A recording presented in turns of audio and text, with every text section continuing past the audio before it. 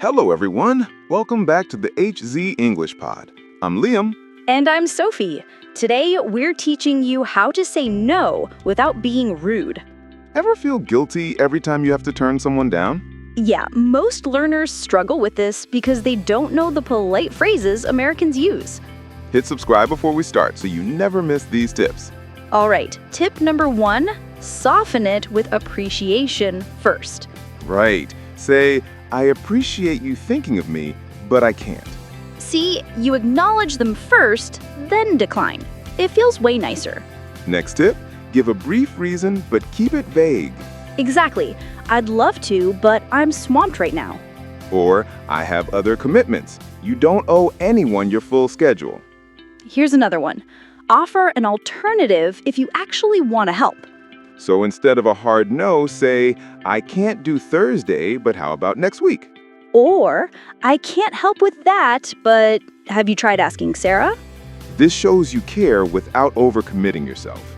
Okay, tip number 4, and this is huge, use I don't instead of I can't. Wait, what's the difference? I can't sounds like you might be convinced.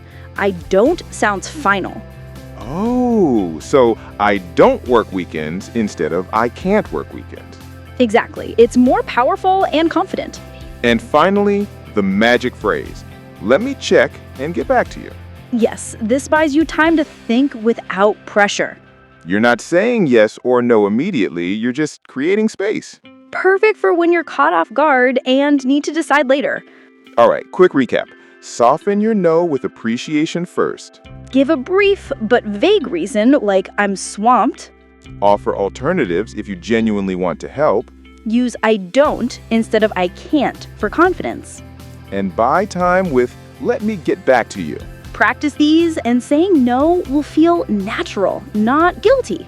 You got this? If this helped you, smash that like button right now. And drop a comment. What's the hardest situation for you to say no in?